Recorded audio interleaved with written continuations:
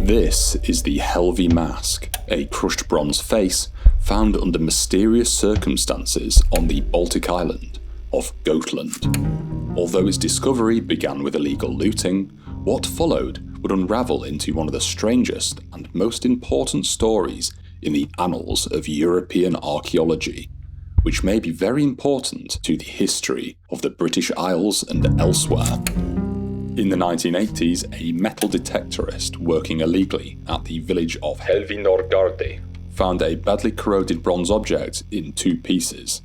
One piece the left side of a human face, and the other its right cheek and temple.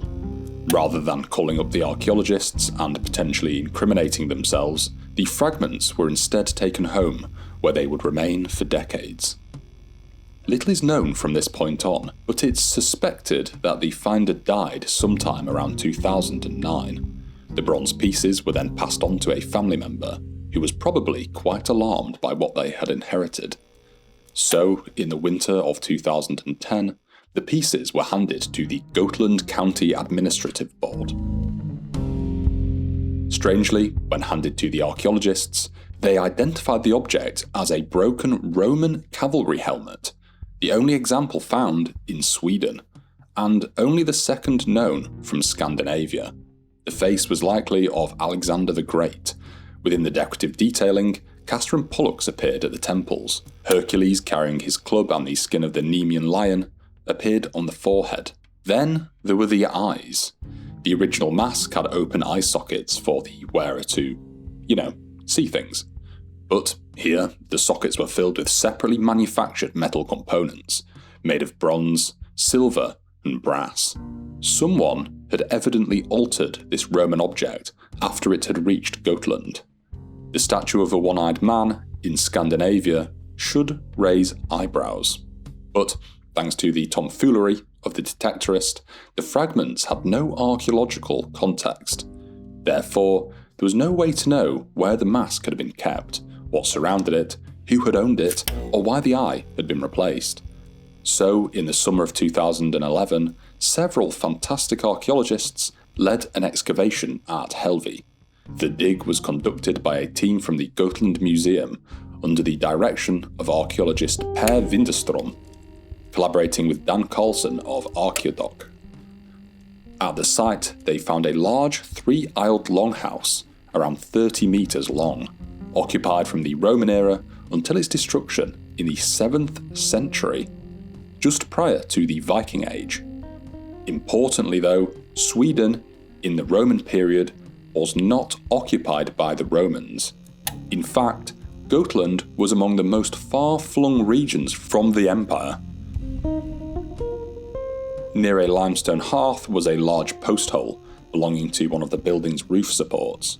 At its base, embedded in the floor, were several pieces of metal. These fragments proved to be the missing right eye of the mask. The eye had not been lost after all.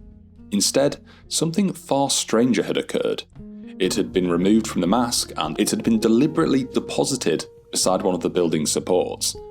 Nearby, beneath the collapsed wall, excavators found another deposit, the dismantled and folded remains of as many as 5 Roman drinking horns, together with a Baltic dress pin, silver bracteate, and a broken neck ring. This house, on a remote Swedish island, seemingly had access to imported high-status Roman objects. The mask itself had been made somewhere within the Roman Empire, probably between AD 100 and 250. It was a ceremonial object from the Hippicia Gymnasia, the elaborate mounted displays of Roman cavalry that the Romans used to put on. By the 4th or 5th century, it had reached Gotland. Stylistically, it's very similar to several examples in Britain, specifically the Ribchester and Crosby-Garrett helmets. This one, the Crosby-Garrett helmet, was also found by a detectorist, and was sold into private ownership, if you can believe our absolute joke of a country. Neil Price and Paul Mortimer have linked the alteration of the mask's eyes to the Germanic worship of Odin, or Woden, who is said to have sacrificed his right eye at Mimir's well in exchange for knowledge. Removing the mask's eye and burying it beneath the one-eyed face was taken as evidence for this. I think maybe take this theory with a grain of salt, because we don't actually know whether that second eye was buried on purpose.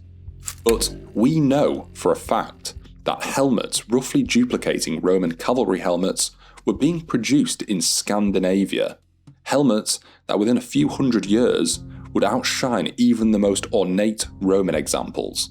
And in 1939, on the southeastern English coast, a possible ancestor of these masks was found inside a buried longship beside an Anglo-Saxon king. The Saxons, of course, came across from Scandinavia.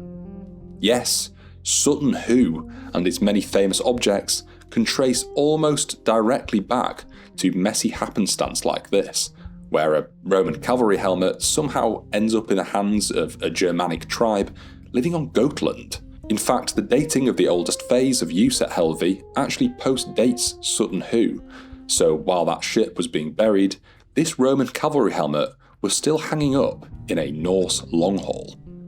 This has been Adam Morgan Ibbotson. Goodbye.